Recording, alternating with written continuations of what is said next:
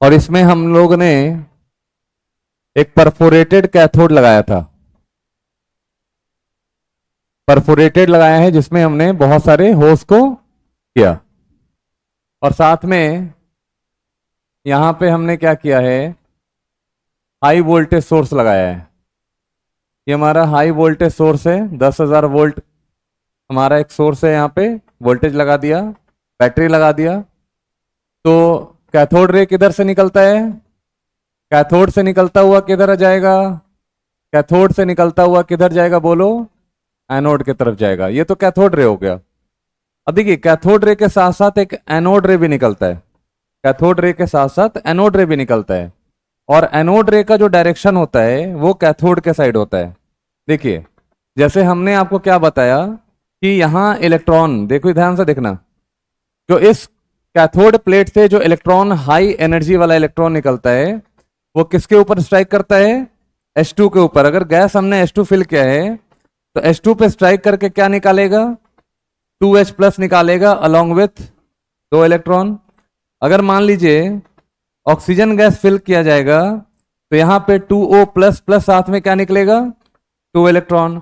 अगर मान लो nitrogen gas fill किया हमने तो यहाँ पे निकलेगा क्या, 2N प्लस साथ में कितने इलेक्ट्रॉन्स, 2 इलेक्ट्रॉन्स।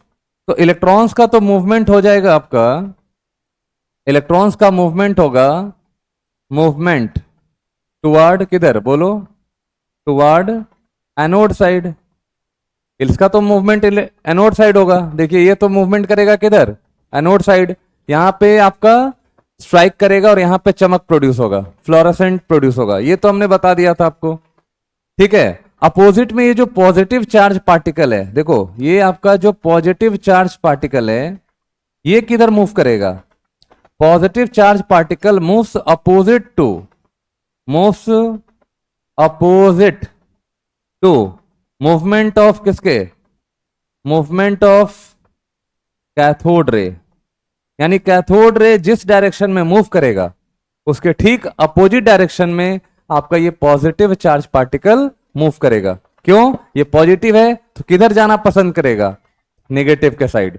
तो यहां पे देखिए, यहां से जो आपका मान लीजिए इसमें हाइड्रोजन गैस हमने फिल किया है, तो हाइड्रोजन गैस हमने जो फिल किया ये किस में टूट जाएगा, 2H प्लस में टूटेगा, साथ में क्या निकलेगा, 2 इलेक्ट्रॉन। तो यहां पे जो H प्लस आपको जो दिख रहा है, यहां पे जो H प्लस दिख रहा है वो किधर ट्रेवल करेगा बोलो, ये आपका ट्रेवल करेगा इस वाले साइड में, यानी कैथोड के साइड में। ध्यान से देखिए, ट्रेवल्स टूवर्ड किधर, कैथोड। और यहां पे हमने एक जिंक सल्फाइड का कोटिंग किया है, और जिंक सल्फाइड स्क्रीन पे जाकर क्या करेगा, ये टकराएगा, स्ट्राइक करेगा, यहां एक चमक प्रोड्यूस होगा। इससे हम यहां पे ये कह सकते हैं कि यहां पे जो रेज आपका निकल रहा है इस साइड जो मूव कर रहा है, उन रेस को हम क्या बोलते हैं, एनोड रे कहते हैं। सिंपल बोलते हैं एनोड रे कहते हैं, है ना। अब देखिए ये होल्स क्यों बना हुआ है, क्योंकि इस होल्स की मदद से, चूंकि H प्लस का जो पार्टिकल, H प्लस जो पार्टिकल है या कोई भी पॉजिटिव चार्ज पार्टिकल है, ठीक है, वो इन होल्स की मदद से इस साइड आएगा। देखो ये होल्स आपको दिख रहा है ना, ये होल्स की मदद से ज्यादा एनोड रे हमारा इस साइड आएगा। इसीलिए हम लोग क्या करते हैं, यहाँ पे परफोरेटेड बना देते हैं, परफोरेटेड मतलब होल्स बना देते हैं, जिससे कि ज्यादा से ज्यादा रे हमारा यहां पे आए और अच्छा चमक प्रोड्यूस हो, ठीक है। तो यहां पे ध्यान रखिएगा कि H प्लस को हम लोग क्या बोलते हैं, H प्लस को बोलते हैं प्रोटॉन, और इसी को हम लोग क्या कहते हैं, एनोड रे, ठीक है। तो यहां पे एक बात ध्यान रखना है कि जितने भी पॉजिटिव चार्ज पार्टिकल हैं वो ट्रेवल करेगा opposite to the movement of the cathode ray, इधर साइड में आएगा सब, ठीक है। यही इसी को बोलते हैं क्या, दीज आर कॉल्ड एनोड रे। बात समझ गए। तो कैथोड रे के साथ साथ एनोड रे भी बनता है, साइमल्टेनियस बनता है,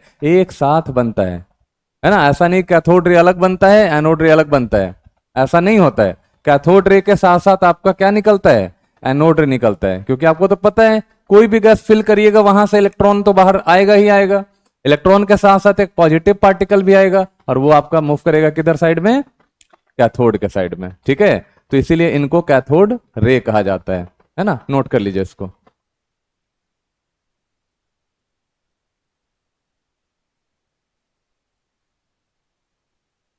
H plus is called proton and it is the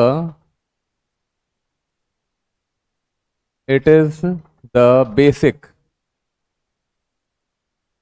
fundamental.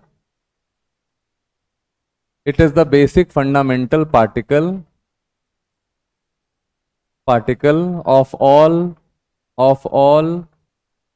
positive charge species. It is a basic fundamental particle of all positive charge species. इन्हें बेटा बोलते हैं cathode ray.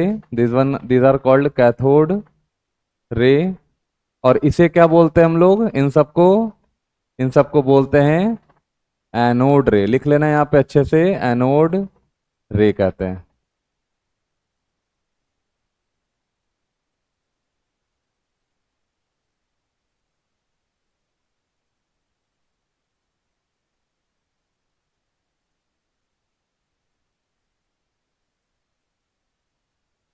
Anode rays are also called canal race.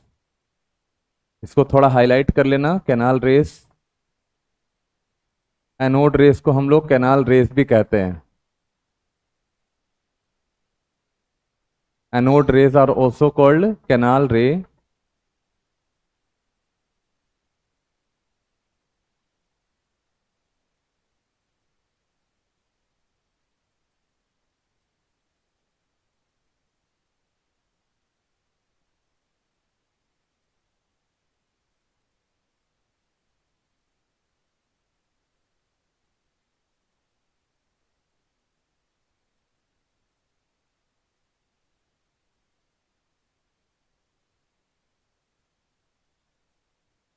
Properties same ही property है बेटा. Travel along straight line. ये straight line में travel करेगा, लेकिन किस साइड ट्रैवल करेगा? ध्यान देना यहाँ पे, है ना. Travels along straight line, travels toward cathode या anode? Toward cathode. Travels toward cathode. ये देखिए कैथोड रे के साइड जाएगा, और कैथोड रे किधर साइड में आएगा? एनोड के साइड आएगा. ये जाएगा किधर साइड में? कैथोड, क्योंकि इसके ऊपर कौन सा चार्ज है? पॉजिटिव चार्ज है. ठीक है. एनोड रे पे कौन सा चार्ज होता है? पॉजिटिव चार्ज है. और अगर हाइड्रोजन गैस फिल किए हैं तो एनोड रे किसका कलेक्शन होता है? एनोड रेज आर किसका कलेक्शन? H+ का कलेक्शन होता है. समझ गए बात को? अगर हम हाइड्रोजन गैस फिल करेंगे तो एनोड रे में कौन से पार्टिकल का कलेक्शन होगा? H+ का कलेक्शन होगा, यानी प्रोटॉन का कलेक्शन होगा. भूलना नहीं ये सब, है ना. एक एक चीज हम लिखवा दिए आपको. ठीक है. Travels toward cathode. तीसरी बात कि specific charge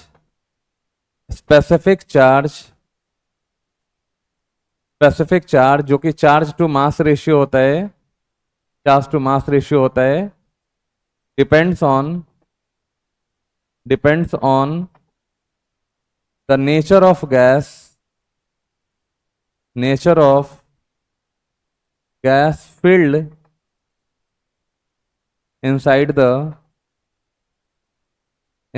the discharge tube. In a discharge tube.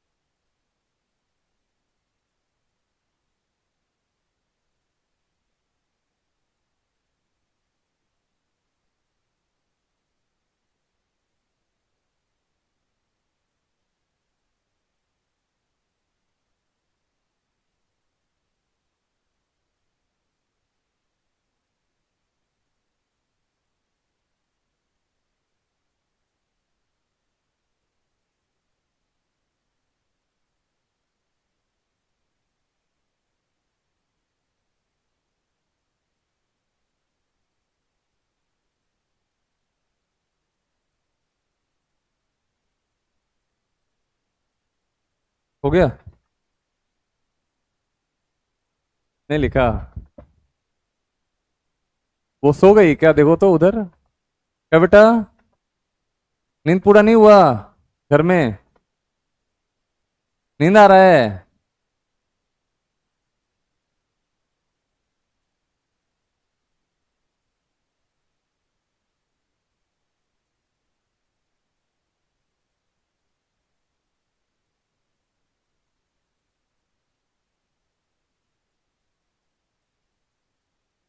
चलिए देखिए। हाँ हाँ ठीक है, आप लोग लिखो। अरे एकदम समझ जाओगे। तुम लोग साधारण स्टूडेंट थोड़ी हो। तुम लोग बेटा असाधारण स्टूडेंट है। तुम लोग को क्या समझाना है? ये समझाएंगे कि ट्रेवल्स अलोंग स्ट्रेट लाइन है, ये तो समझ में ऐसे ही आ रहा है। अरे जो समझाने का चीज होगा वही ना समझाएंगे।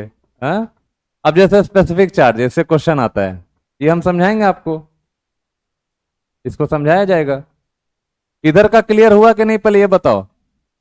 अब इधर देखो। कल भी देखो स्पेसिफिक चार्ज बताए थे तुम लोग को, इलेक्ट्रॉन्स का, कैथोड रे का। और उसका वैल्यू था -1 पॉइंट कितना था, याद करो, -1 पॉइंट, हाँ, इंटू 10⁻11 कूलम्ब पर किलोग्राम। ये इलेक्ट्रॉन का था। इसका देखिए, स्पेसिफिक चार्ज इसका डिपेंड करता है ना, याद रखिएगा, कौन सा गैस फिल करेंगे। क्योंकि देखो, कैथोड रे तो डिपेंड नहीं करता है कि कौन सा गैस फिल करेंगे, ये तो हमने बताया था। जितने भी गैस फिल करिएगा सब में इलेक्ट्रॉन आएगा। कोई भी गैस फिल कर लो, इलेक्ट्रॉन तो कॉमन है, सब में आएगा। लेकिन पॉजिटिव चार्ज देखो सब में क्या हो गया, बदल गया। इसका मतलब है कि पॉजिटिव चार्ज डिपेंड करता है कि कौन सा हम गैस फिल किए हैं। याद रखिएगा, जो गैस फिल करिएगा उस पर डिपेंड करता है ना। तो चार्ज टू मास रेशियो में चार्ज तो हमारा सेम ही रहता है। ठीक है, देखिए चार्ज क्या होता है, देखो चार्ज हो गया प्रोटॉन पे चार्ज। अगर प्रोटॉन ले रहे हैं, हाइड्रोजन गैस ले रहे हैं तो प्रोटॉन बनेगा। अगर ऑक्सीजन ले रहे हैं तो O+ बनेगा। ठीक है, उसका मास बदल जाएगा। बोलो, मास बदल जाएगा। अगर हम नाइट्रोजन ले रहे हैं, नाइट्रोजन का मास बदल जाएगा। यानी आप क्या देख रहे हैं कि जो भी गैस लोगे उसका मास क्या हो रहा है, बदल रहा है, चेंज हो रहा है। तो अगर मास बदलेगा तो चार्ज टू मास का रेशियो क्या हो जाएगा, ये भी चेंज हो जाएगा। इसका मतलब है कि यहाँ चार्ज टू मास रेशियो जो है वो डिपेंड करता है किसके ऊपर, nature of the gas field के ऊपर, है ना। तो याद रखिएगा, चार्ज टू मास रेशियो ये कांस्टेंट नहीं होता है, not equal to constant for किसके लिए, फॉर एनोड रे के लिए। लेकिन उसमें क्या था, कैथोड रे में कांस्टेंट था, है ना। वो डिपेंड ही नहीं करता था कौन सा गैस फिल कर रहे हो, नेचर ऑफ इलेक्ट्रोड पे डिपेंड ही नहीं करता था। कौन सा मेटल का प्लेट लगा रहा है दोनों साइड में, नहीं डिपेंड करता था। कौन सा गैस फिल कर रहे हैं, नहीं डिपेंड करता था। लेकिन एनोड रे में डिपेंड करेगा। ठीक है, जो गैस लेंगे उसका मास बदलेगा, चार्ज टू मास रेशियो बदलेगा। यानी कि ऑलवेज हर गैस के लिए चार्ज टू मास रेशियो क्या हो जाएगा, चेंज हो जाएगा, बदल जाएगा। ठीक है ना, नोट कर लीजिए इसको। अब देखिए, चार्ज टू मास का रेशियो जो होता है फॉर प्रोटॉन, है ना, charge to mass ratio for proton, यहां 4th नंबर पॉइंट में लिखेंगे, charge to mass ratio for proton is +9.57 into 10⁻4 coulomb पर ग्राम होता है। याद रखना बेटा, ये चार्ज टू मास रेशियो किसके लिए है, ये प्रोटॉन के लिए है। जैसे H+ अगर हम हाइड्रोजन गैस को फिल किए हैं तो चार्ज टू मास रेशियो जो होगा वो ऑलवेज ध्यान में रखना है, ऑलवेज ध्यान में रखना है। इसका जो वैल्यू है वो कितना है आपका, +9.57 इंटू 10⁻4 कूलम्ब पर ग्राम, है ना।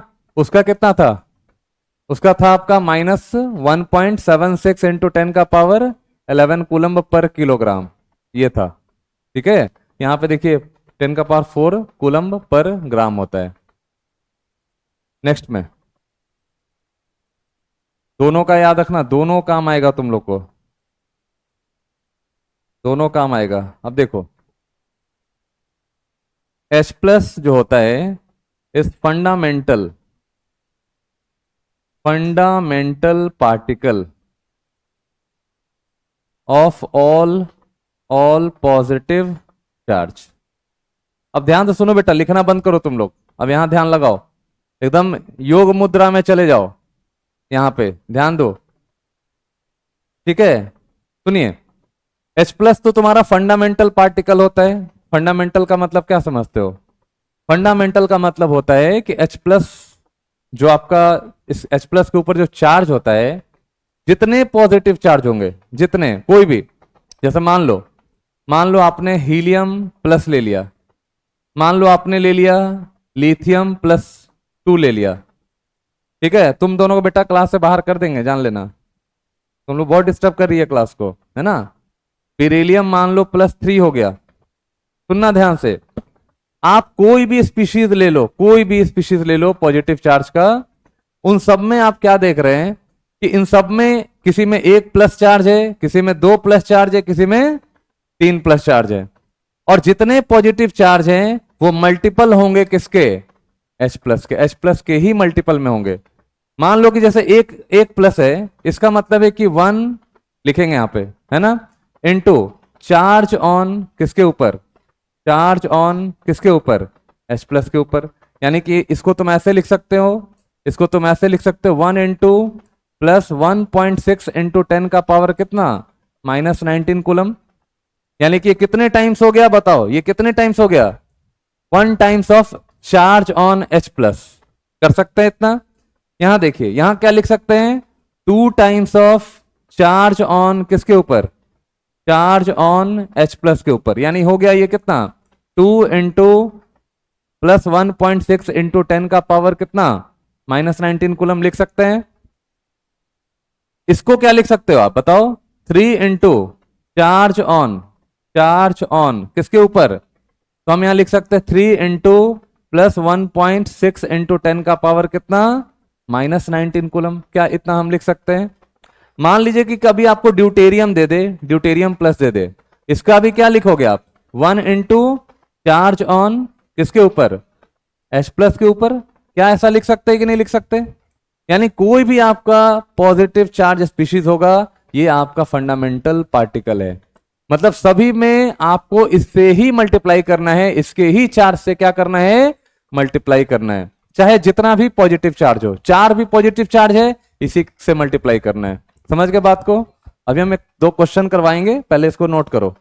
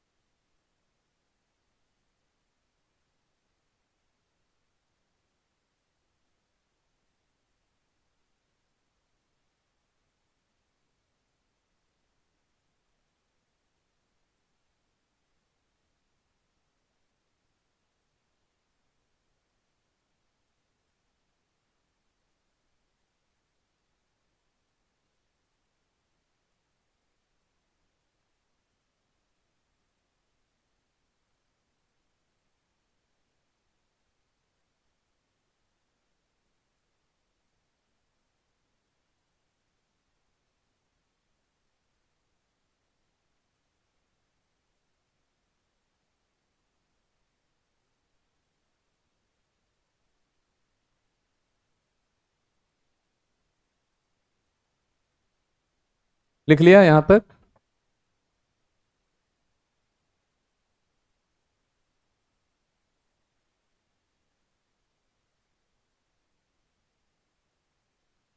इसको नहीं लिखना है अभी, अभी उधर लिखना, इसको छोड़ दो।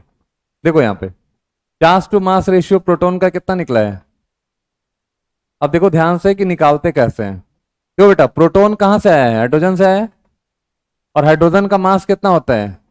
1, यानी कि 1 AMU बोल सकते हैं या नहीं बोल सकते? तो चार्ज कितना हो जाएगा इसके ऊपर? जैसे H प्लस है तो चार्ज क्या हो जाएगा? 1 into charge of H plus.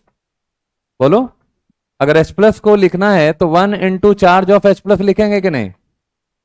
Divide कर देंगे। मास कितना होता है? 1 AMU होता है। क्या इतना लिख सकते हैं? अब 1 AMU का तुमको वैल्यू तो अच्छे से पता है। कितना? 1 AMU। हाँ, 1.67 इंटू 10 का पावर 24 माइनस 24, है ना? याद रखना। तो यहाँ पे 1 AMU सिर्फ लिख रहे हैं और कुछ नहीं लिख रहे हैं। चलिए, He प्लस का बताइए कितना होता है? He प्लस का बताओ कितना हो जाएगा? कितना टाइम्स हो गया यहाँ पे? 1 into charge on H plus divide by He का एटॉमिक मास 4, यस 4 AMU होता है। 4 AMU होता है। चलिए, ड्यूटेरियम का बताओ जल्दी से। हाइड्रोजन बेटा 3 आइसोटोप में एग्जिस्ट करता है। हाइड्रोजन का H प्लस मतलब H11, ड्यूटेरियम 2 1 और ट्रिटियम 3 1। हाइड्रोजन का कितना आइसोटोप होता है? यहाँ लिख दे रहे हैं, देखो कहीं रफ में लिख लेना, ऊपर नीचे कहीं पे। हाइड्रोजन 1 1, ड्यूटेरियम 2 1 और ट्रिटियम 3 1। ये देखो 3 आइसोटोप होता है। ठीक है, अब देखिए ड्यूटेरियम है तो बताइए कितना प्लस है ऊपर? तो 1 into charge on H plus लिखोगे और नीचे डिवाइड कर दो। कितना AMU बताओ? 2 AMU। इतना लिख सकते हैं या नहीं लिख सकते? ठीक है, तो इसमें आप रेशियो, आपसे क्वेश्चन पूछा जाता है तो कैलकुलेट, एक देखो कैलकुलेशन कर रहे हैं। Calculate the ratio of Q/M of alpha particle and deuterium plus. चलो, ये क्वेश्चन है, करके दिखाना है आपको। चार्ज टू मास रेशियो निकालना है। चार्ज टू मास रेशियो का रेशियो किसमें? तो अल्फा पार्टिकल का और किसका? ड्यूटेरियम का। देखो एक करके दिखाते हैं, बाकी अपने से कर लीजिएगा। सॉल्यूशन देखो, किसका रेशियो निकालना है आपको? Q/M का। और किसका किसका?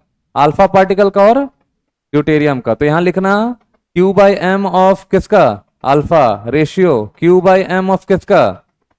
ड्यूटेरियम प्लस का। चलिए दोनों का देखिए ऊपर। पहले अल्फा का, कहाँ गया अल्फा? ये, इसको हम क्या बोलते हैं बेटा? अल्फा पार्टिकल भी कहते हैं। हीलियम प्लस चार्ज पार्टिकल को क्या बोलते हैं? अल्फा पार्टिकल नहीं, हीलियम प्लस 2 को बोलते हैं ना। सॉरी, ये अलग कर देना अभी। एक और चीज तुम देख लो। अल्फा छोड़ दो, ठीक है ना? अल्फा तो अभी बताए भी नहीं है। रुक जाओ 1 मिनट, पहले अल्फा बता देते हैं, उसके बाद ही हम क्वेश्चन करते हैं। अल्फा देखो, charge to mass ratio of alpha particle. अब देखो अल्फा पहले देख लो, अल्फा बता देंगे फिर सब बनेगा। देखिए, अल्फा पार्टिकल को क्या बोलते हैं? अल्फा पार्टिकल को बोलते हैं हीलियम प्लस 2 चार्ज पार्टिकल।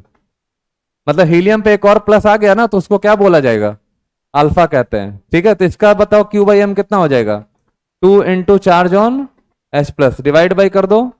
कितना? AMU 4 AMU। अब लिख सकते हैं। अब क्वेश्चन करेंगे, है ना? क्वेश्चन अब करेंगे। Calculate Q/M of cube ratio. Calculate ratio of charge to mass of किसका निकालना है? Alpha particle and deuterium plus का। चलो देखो तो, निकाल कर देखो एक बार।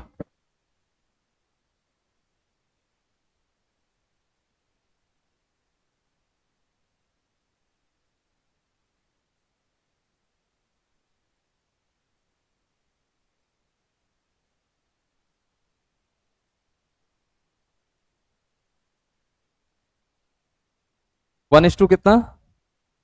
अच्छा 1:1 आएगा ना।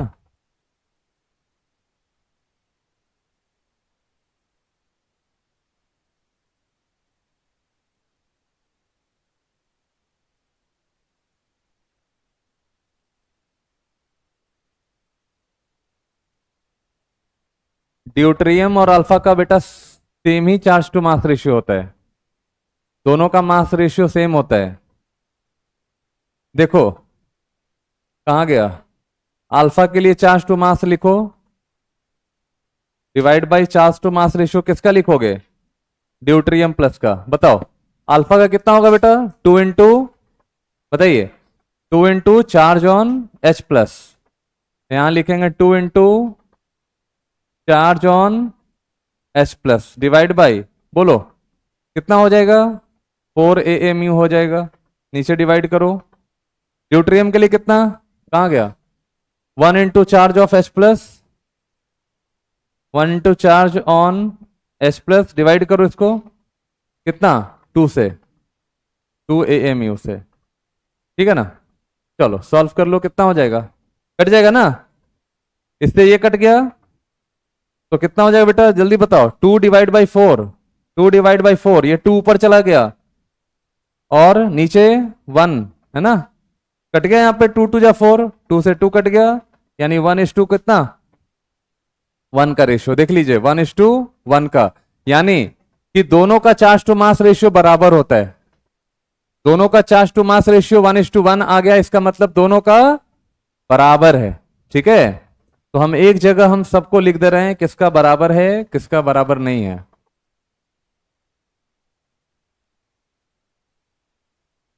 Charge to mass ratio order, ratio order,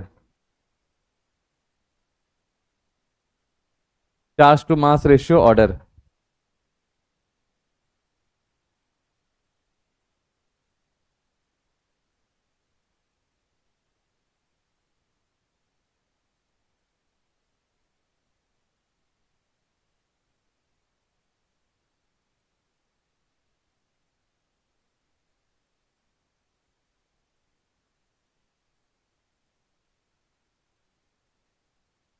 लिख लो बेटा, आईआईटी में मेंस का क्वेश्चन बनाने में इसको बहुत हेल्प मिलेगा। सबका चार्ज टू मास रेशियो हम एक जगह आपको लिख दिए हैं। वहां देखिए एन का मतलब क्या होता है, न्यूट्रॉन्स, ठीक है, ध्यान रखना। सबका एक जगह चार्ज टू मास रेशियो आपका।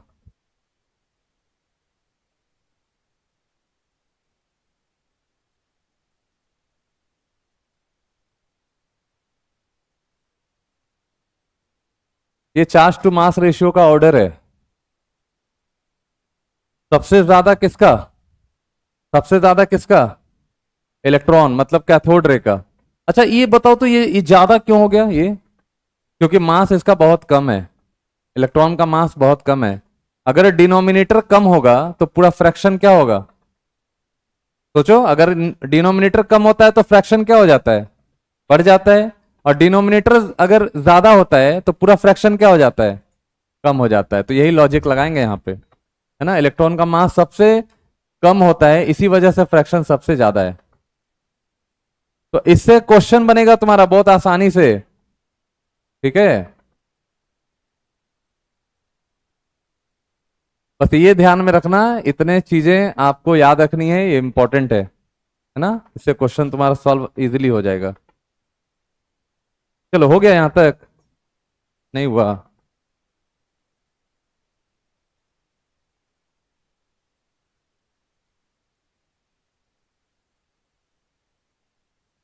ठीक।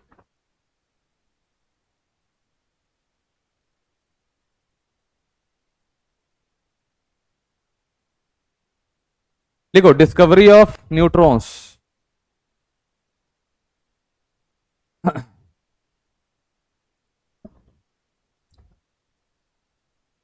कहा, E/m बेटा अल्फा है, yes yes.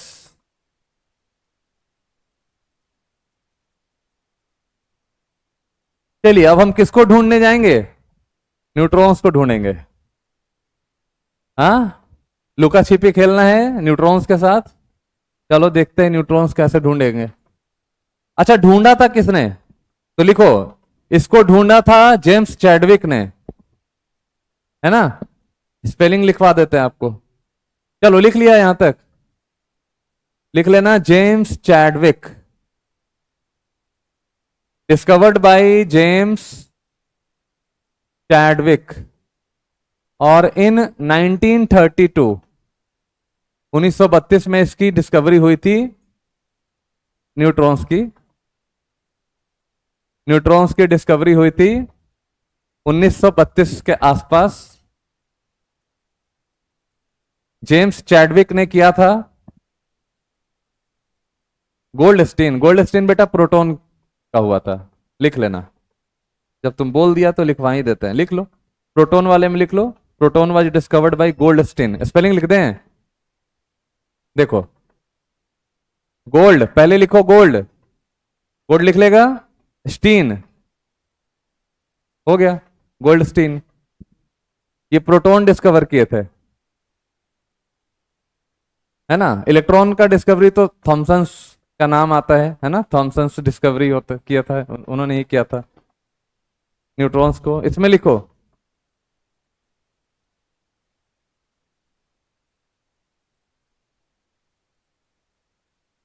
When alpha particle, लिखो when alpha particle was bombarded, when alpha particle was bombarded, when alpha particle was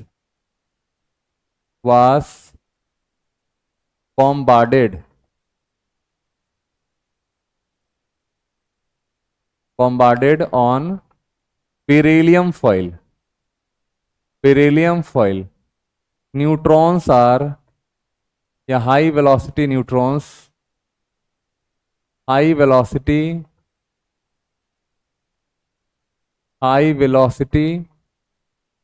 neutrons was ejected.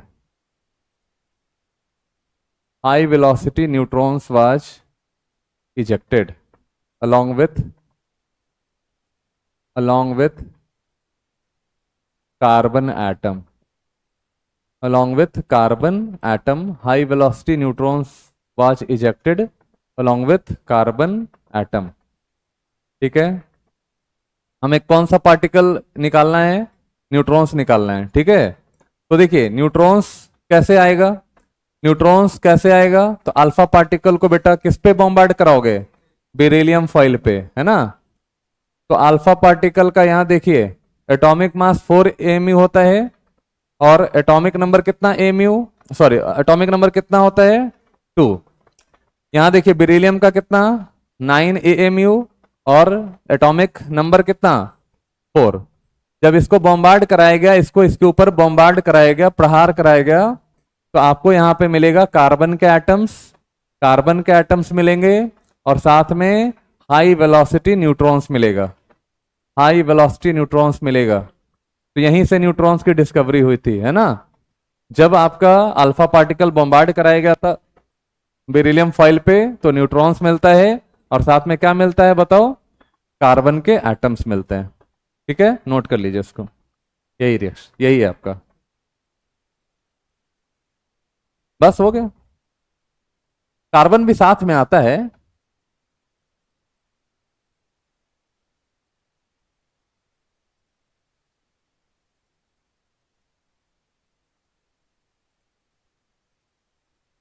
तो बेटा न्यूट्रॉन्स देखो, न्यूट्रॉन्स का जो मास होता है, एटॉमिक मास जो होता है, वो कितना AMU होगा? देखो यहां पे 1 AMU होगा। और इस न्यूट्रॉन पे कोई चार्ज है क्या? कोई चार्ज नहीं है। न्यूट्रॉन्स आपका न्यूट्रल होता है ना। No deviation in electric field. तो बेटा इलेक्ट्रिक फील्ड में इसका कोई भी डेविएशन नहीं होता। ठीक है, बहुत ही ज्यादा पेनिट्रेशन पावर होता है, वेरी हाई पेनिट्रेशन पावर का मतलब होता है कि किसी भी मेटल फॉइल से ये क्या कर सकता है? पेनिट्रेट कर सकता है, आर पार जा सकता है ना। तो ये वेरी हाई पेनिट्रेशन पावर इसका होता है।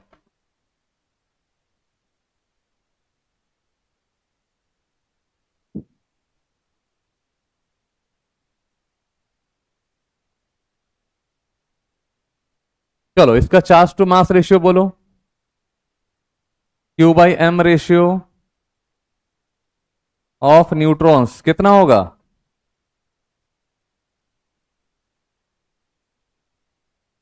जो बता देगा उसको जन्नत नसीब होगा, जल्दी बताओ। यस, एकदम तुम सही बोला बेटा, तुम जन्नत जाएगा। ठीक है। अरे चार्ज ही नहीं है तो चार्ज टू मास रेशियो कहां से आएगा इसका, है कि नहीं? चार्ज तो न्यूट्रल है, तो Q/m का रेशियो क्या हो जाएगा आपका? 0 हो जाता है। नोट कर लीजिए। ठीक है, बस यही चीज था इसमें। चलो लिख लिए? अरे वाह, क्या बात है, अभी तक नहीं लिखा। बेटा मास याद रखना, मास लिख दें क्या यहाँ पे? चलो लिख देते हैं। तुम लोग को ऐसे भी मोल में पढ़ा चुके थे ना, मास ऑफ न्यूट्रॉन्स। न्यूट्रॉन्स का मास आपका कितना होता है? 1.6754 इंटू 10 का पावर कितना? -24 ग्राम। यही होता है न्यूट्रॉन्स का मास। देखिए यही होता है आपका। ये कहाँ प्रेजेंट होता है? न्यूक्लियस में, है ना? एटम के न्यूक्लियस में। यस।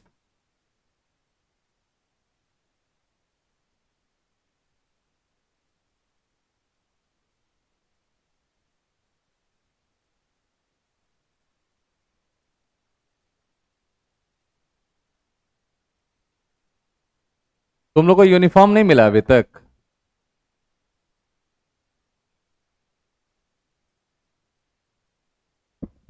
चलो बेटा लिखो तो, एटॉमिक मॉडल्स।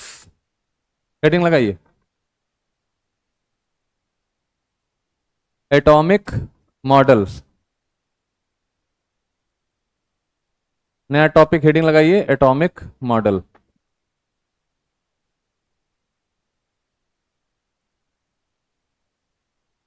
मॉडल का स्पेलिंग तुम क्या लिख दिया है? MODELS होता है। वो मॉडल नहीं जो डांस करती है ऐसे ऐसे।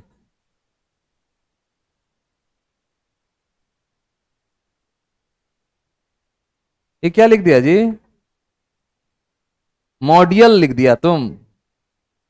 ठीक से लिखो, MODELS। हम लिख दे क्या? बेटा जब तक मैं नहीं लिखूंगा तब तक आप नहीं लिखेंगे। Atomic model.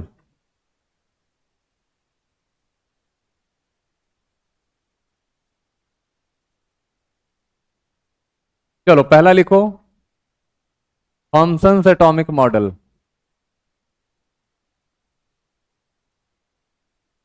Thomson's atomic model.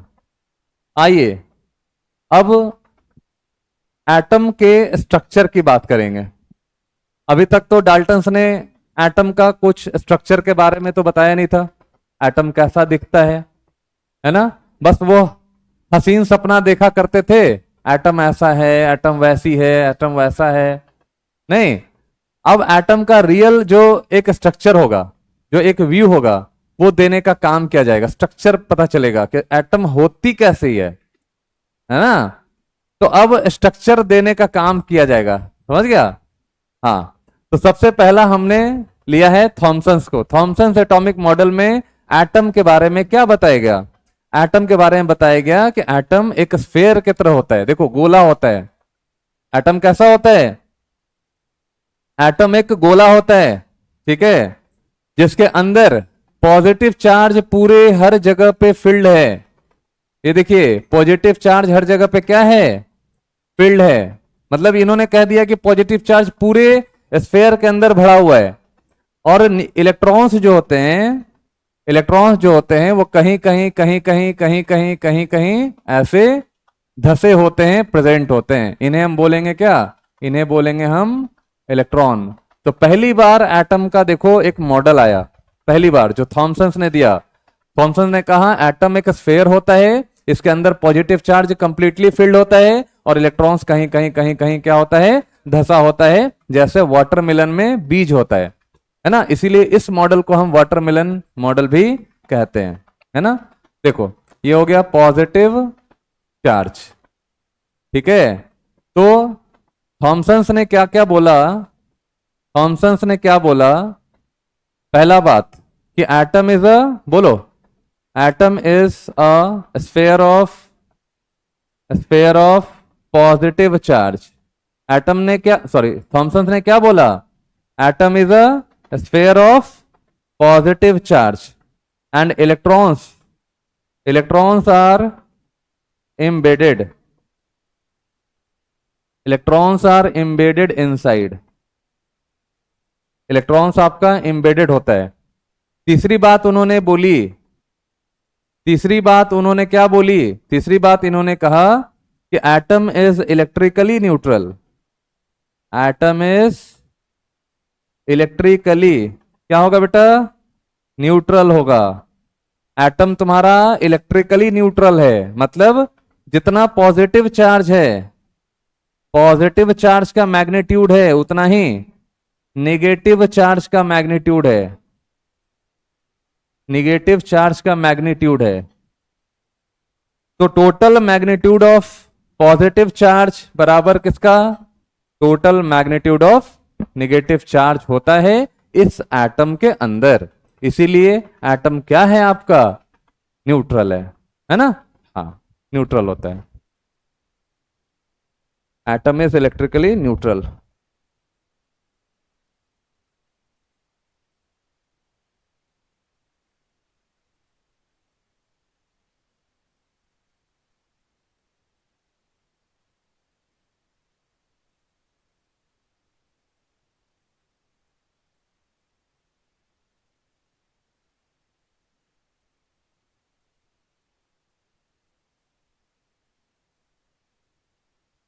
Also called plum pudding model. इसको प्लम पुडिंग मॉडल भी कहते हैं। प्लम पुडिंग मॉडल भी कहते हैं इसको, लिख लेना।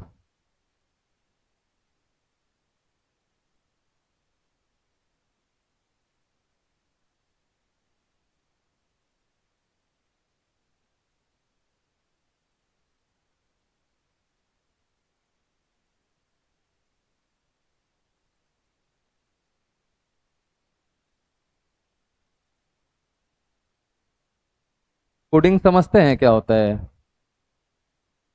पुडिंग समझते हैं?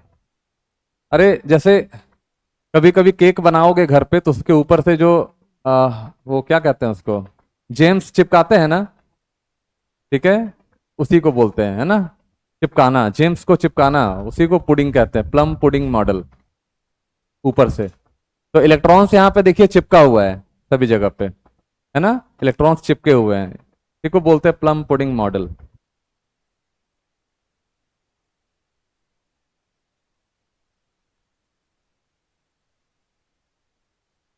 हो गया बेटा? चलिए नेक्स्ट में लिखिए drawback. Drawback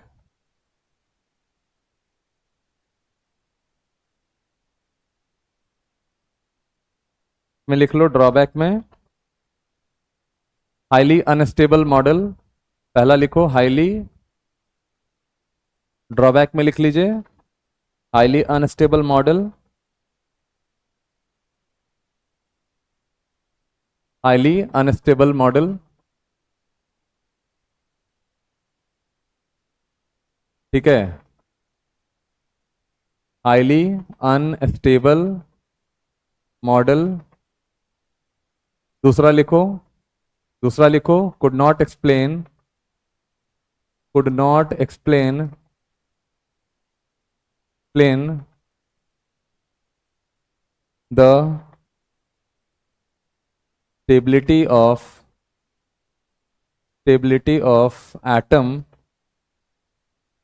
which was explained by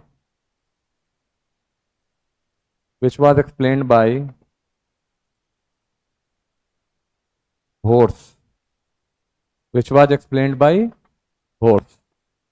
atom के स्टेबिलिटी को उन्होंने एक्सप्लेन नहीं किया था, एटम का स्टेबिलिटी को एक्सप्लेन नहीं किया था कि एटम क्यों अनस्टेबल है। हालांकि उनके हिसाब से तो ये स्टेबल है, लेकिन जब आगे डिस्कवर हुआ आगे, और ज्यादा साइंस डेवलप किया तो पता चला कि इनका जो मॉडल था वो काफी ज्यादा अनस्टेबल था, है ना। क्यों अनस्टेबल था? क्योंकि लैटर एक्सपेरिमेंट जब रदरफोर्ड और बोर्स ने किया था, है ना, देखो ध्यान से, रदरफोर्ड और बोर्स ने जब एक्सपेरिमेंट किया तो वहां पे ये पता चला कि इलेक्ट्रॉन्स कभी भी रेस्ट में नहीं होता है, इलेक्ट्रॉन्स हमेशा रिवॉल्व करते रहता है न्यूक्लियस के चारों तरफ, जो कि थॉमसन के एक्सपेरिमेंट में ऐसा कुछ नहीं बताया। ठीक है, इसीलिए इनका जो मॉडल था वो कहीं ना कहीं अधूरा रह गया, फेल कर गया, कि एटम ऐसा तो बिल्कुल नहीं है। हाँ, ये ठीक बात है कि एटम इलेक्ट्रिकली न्यूट्रल होता है, ये सही बात है कि एटम से इलेक्ट्रिकली न्यूट्रल होता है। ठीक है, इन्होंने ये भी कह दिया कि एटम के अंदर कंप्लीटली पॉजिटिव चार्ज फील्ड है, ये भी बाद में चल के क्या हो गया, गलत साबित हो गया।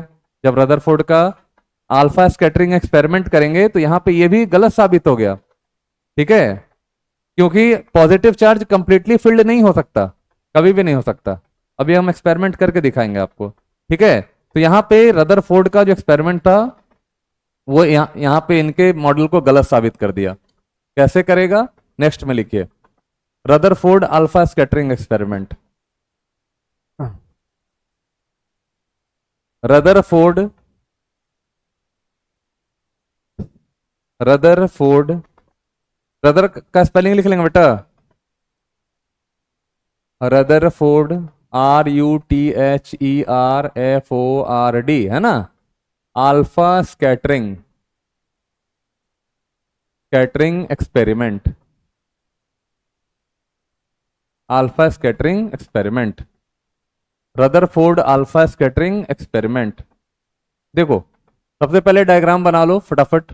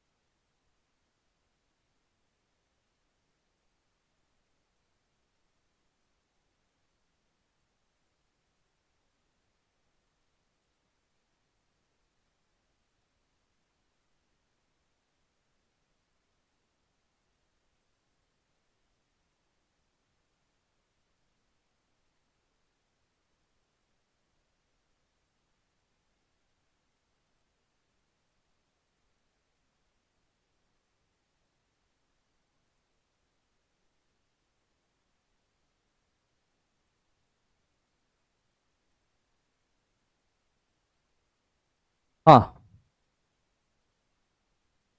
बना लिए।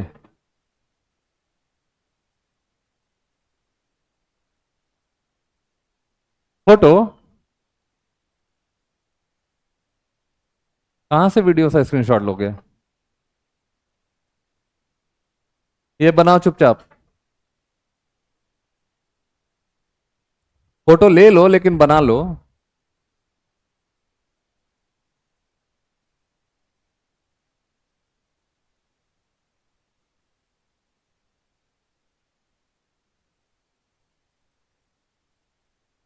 मेरा भी साथ में ले लेना।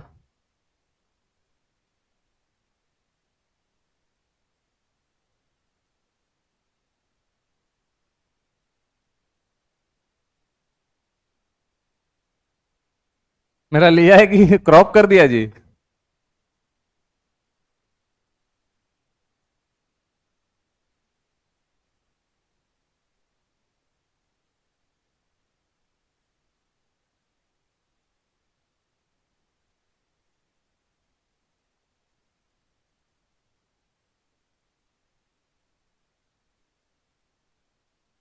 बनाया। चलिए, आप लोग बनाइए, थोड़ा हम कहानी लिख लें। आप लोग बनाइए डायग्राम, थोड़ा कहानी लिख लिया जाए।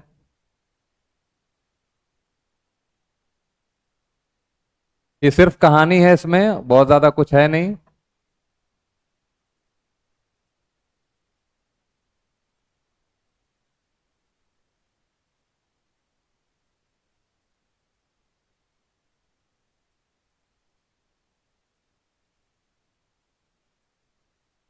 चलिए, हो गया, डायग्राम बन गया। अब थोड़ा समझने का काम करो बेटा। अब इधर लिखने का जरूरत नहीं है, पहले उतना ही लिख लो, काफी है आपके लिए।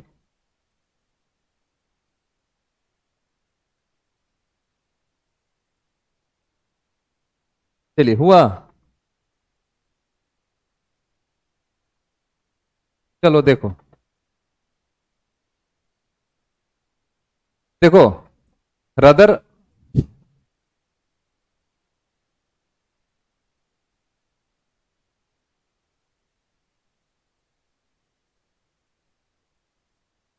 ये देखो ना, गोला कैसे बना रही है, वैसे ही गोला बनता है। कुछ नहीं करना है तुमको, गोला बनाने के लिए यहाँ पे एक पॉइंट बनाओ, ऐसे करके इधर मिला दो, ऐसे देखो कितना बढ़िया मेरा गोला बनता है। ऐसे ऐसे थोड़े बनता है गोला, ऐसे तो अंडा बनेगा।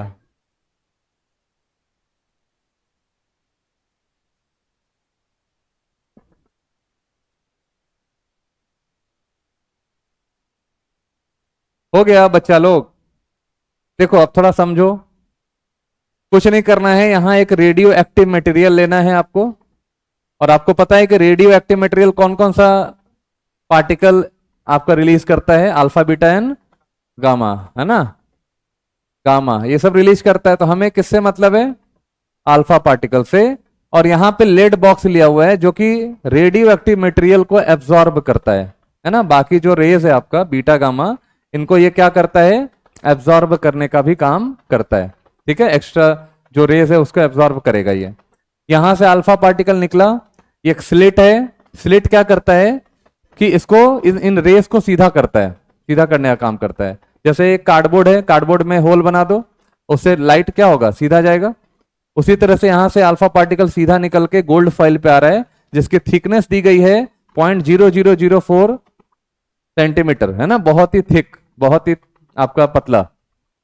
ये गोल्ड का फॉइल है। गोल्ड इसलिए क्योंकि मेलिएबल मेटल होता है।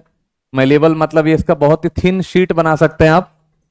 जब इससे अल्फा पार्टिकल पास हुआ, तो चूंकि फॉइल बनता है एटम से, बहुत सारे एटम्स होते हैं उसके अंदर।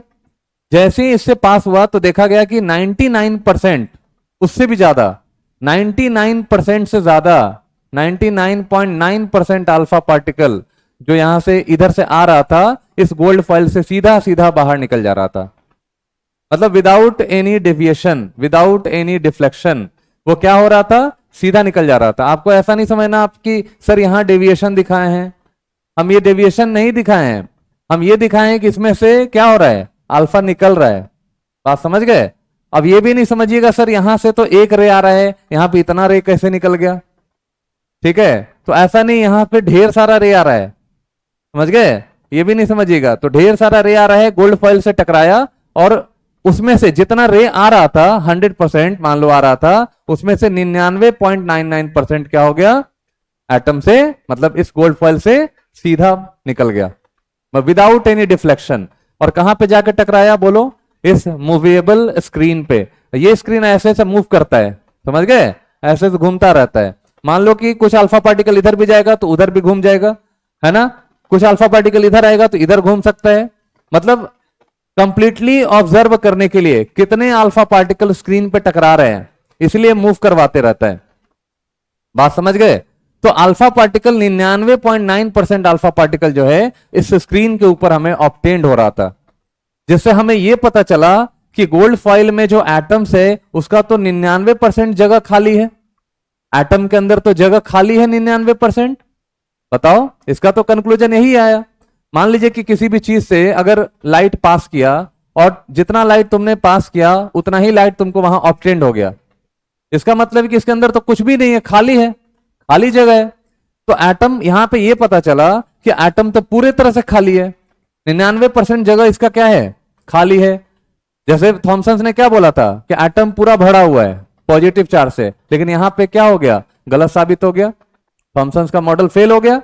यानी कि यहां पे ये पता चला कि एटम्स का जो स्पेस है 99% क्या होता है, खाली होता है। तो यहां पे लिखेंगे कि most of the alpha particle कितना, 99 पॉइंट लिखते जाओ, 9% approximately alpha particle directly pass हो जाता है, directly pass through the gold foil, pass through the gold foil, directly pass हो जाता है without any deflection, without any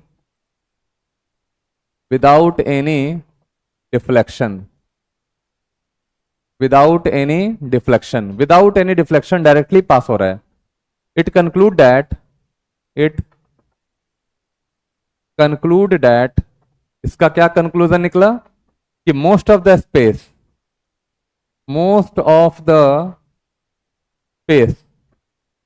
in atom is क्या होता है, एम्प्टी। यानी कि एटम के अंदर मोस्ट ऑफ द स्पेस जो होगा वो आपका एम्प्टी होगा, खाली होगा। ठीक है, पहली बात। दूसरी बात, a very few alpha particles,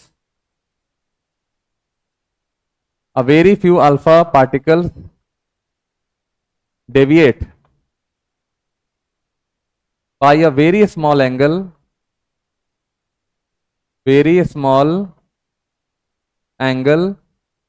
by very small angle when passes near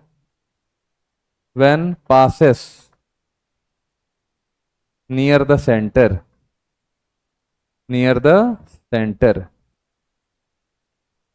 passes near the center। और तीसरी बात, one out of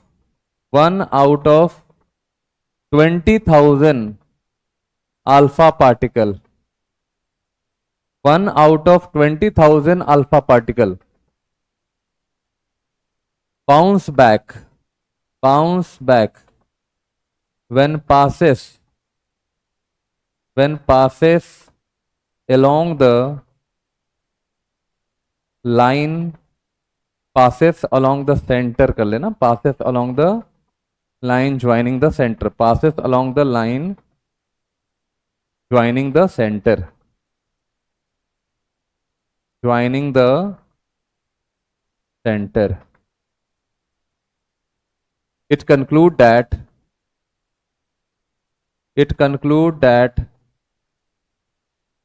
there must be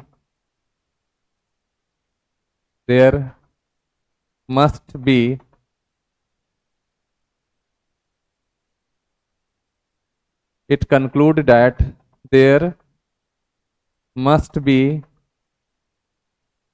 a small positive region, a very small positive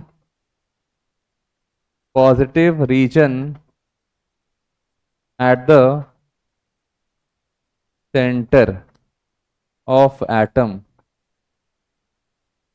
which is rigid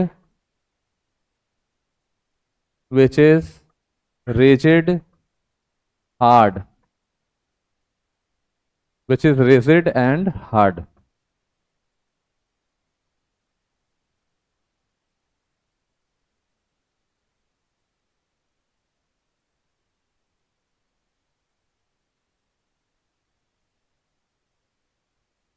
हाँ sir, बोलो। अभी समझाया नहीं है, अभी देखो पहले, अभी ये डायग्राम बचा हुआ है ना।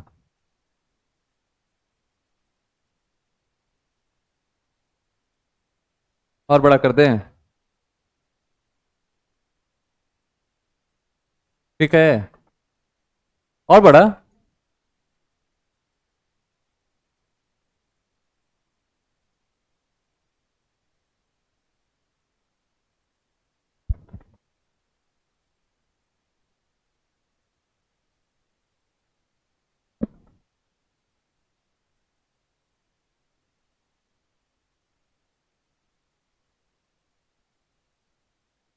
तो दो तीन बातें यहां से निकल कर आती है। एक तो सभी स्पेस जो है एटम का वो खाली है। दूसरा कि कुछ अल्फा पार्टिकल स्मॉल एंगल से डिविएट कर जा रहा है, अपने पास से जा रहा था, पास से डिविएट कर गया। और 1 आउट ऑफ 20,000 20,000 मतलब हर 20,000 अल्फा पार्टिकल में से ओनली एक अल्फा पार्टिकल बाउंस बैक हो जा रहा था। बाउंस बैक का मतलब क्या हुआ? जा रहा था, जैसे ही सेंटर के नजदीक पहुंचा उधर से वापस लौट गया। जैसे मान लो वहां शेर बैठा हुआ है, आप शेर के पास जाओगे कभी भी? तुम जाएगी बेटा? अरे तुमको भेजते हैं, रुको जू में जाके, वहां बैठा है तो आप क्या करिएगा? शेर के नजदीक जाइएगा? अब तुम लोग बेटा, अब दिखाने के लिए ताकत तो तुम जा ही सकते हो, है ना, उसके पास नहीं जा सकते हैं हम लोग। उसको देख के ही दूर से क्या हो जाएंगे, समझदारी दिखा के बाहर चले जाएंगे, है ना। बढ़िया ना, उसका भोजन बनने से तो बढ़िया है? उसके लिए तो हम लोग जैसे 4-5 तो आराम से खा सकता है? उसके लिए मंगल आसन ही होता है जी। बेटा जाना ना, वहां जाना, शेर के नजदीक में जाना, बोला ना, ऐसे ऐसे ऐसे ना उसको पैम्परिंग करना, ठीक है, और कहना आज तो मंगलवार है, आज हमको मत खाना, आज मंगलवार है, नहीं खाना। हाँ बेटा, तुमको ना मंगलवार दिखा देगा वहां, जान लो। पेट में जैसे मंगल मंगल करते रहना, मंगल ये हो जाएगा तुम्हारा। जान लेना, समझा? वो मंगल समझता है, वो मंगल कर देगा एक बार, समझा? तो कहने का मतलब है कि दूर से ही हम लोग क्या हो जाएंगे, बाउंस बैक हो जाएंगे। देखो यहां पे अच्छे से दिखाया हुआ है, देखो इसको थोड़ा सा इनलार्ज कर दिया जाए। देखिए यहां पे गोल्ड फॉइल का एक एटम है, इससे अल्फा पार्टिकल पास हो रहा है। तो आप देखिए कि most of the alpha particle 99% से ज्यादा अल्फा पार्टिकल क्या हो रहा है, सीधे सीधे पास कर जा रहा है, ठीक है, पास कर जा रहा है। और कुछ अल्फा पार्टिकल देखिए क्या हो गया, स्मॉल एंगल से डिविएट हुआ, पहले स्मॉल एंगल से डिविएट हुआ और फिर देखिए लार्ज एंगल से डिविएट हो रहा है। देख रहे हैं? जैसे जैसे सेंटर के, मतलब ये सेंटर हुआ, इसके नजदीक से जैसे जैसे जाएगा वैसे वैसे एंगल बढ़ता जाएगा। सेंटर के नजदीक से जाएगा, एंगल क्या हो जाएगा, बढ़ जाएगा। और सेंटर से जितना दूर रहेगा उतना सीधा होते जाएगा। बात समझ गए? इसका मतलब जरूर यहां पे कहीं ना कहीं सेंटर पे कोई ऐसा एक रीजन है जो पॉजिटिव है, क्योंकि अल्फा पार्टिकल भी बेटा कौन सा चार्ज होता है पता ही होगा तुम लोग को, He+2 चार्ज पार्टिकल होता है ना। ये भी प्लस चार्ज पार्टिकल है, पॉजिटिव पार्टिकल है। इसका मतलब है कि जरूर सेंटर पे कोई ना कोई क्या होगा, पॉजिटिव होगा। इसके वजह से रिपल्शन हो रहा है, इसके वजह से क्या हो रहा है, विकर्षण हो रहा है, दूर भाग रहा है अल्फा पार्टिकल। तो यहां पे इस रीजन का नाम दे दिया गया क्या, इस रीजन का नाम दे दिया गया न्यूक्लियस। बात समझ में आ रही है सबको? अब ये न्यूक्लियस जो है उसके ऊपर कौन सा चार्ज पता चला, पॉजिटिव चार्ज पता चला, इसलिए वो अल्फा पार्टिकल को क्या कर रहा था, डेविएट करवा रहा था। और कुछ अल्फा पार्टिकल दूर से ही, देखो ये न्यूक्लियस है, ध्यान से देखना, ये न्यूक्लियस है, ये देखो दूर से ही भाग गया कि नहीं। कुछ अल्फा पार्टिकल मतलब कितना, 1 out of 20,000 alpha particle 1 out of 20,000 alpha particle क्या हो गया, वो न्यूक्लियस को देखते हुए दूर से ही भाग गया। मतलब देखिए यहां पे न्यूक्लियस है, सुनना ध्यान से, यहां पे अल्फा पार्टिकल आया, यहां से आया और यहीं से दूर भाग गया, मतलब वापस चला गया। मतलब सोचो इतना दूरी कवर नहीं कर पाया। बात समझ में आ रही है? क्योंकि इस पॉजिटिव चार्ज का फील्ड यहां तक होगा कि नहीं होगा, क्योंकि हर एक चार्ज का अपना एक फील्ड होता है, इसका अपना एक फील्ड होगा यहां तक, यहां के प्रभाव में मतलब यहां तक इसका फील्ड है अपना, बेटा जान लो। समुद्र में कैसे हर देश का अपना अपना एक जोन बना हुआ होता है, उसी तरह से न्यूक्लियस का भी यहां पे क्या है, अपना एक जोन बना हुआ है। तो दूर से ही क्या हो जाएगा, ये बाउंस बैक हो जाएगा, यानी कि इतना दूरी ये ट्रेवल कर ही नहीं पाएगा।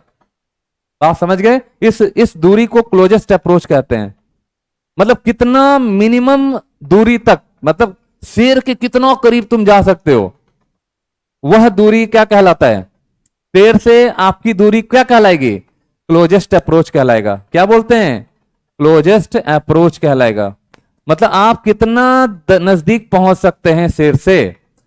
आप समझ गए? यहां शेर बैठा हुआ है, ठीक है, घात लगा, हट, यहां शेर बैठा हुआ है और आप कितना नजदीक तक पहुंच सकते हैं। तो जो दूरी है इसको कहते हैं क्या? Closest approach. कहां तक जा सकते हैं, that is called the closest approach. कल बात करेंगे क्लोजेस्ट अप्रोच पे, ठीक है बेटा? इसको लिख लेना, न्यूक्लियस है ये। अरे नहीं यार, नेक्स्ट घंटी कैसे ले लें हम, बताओ।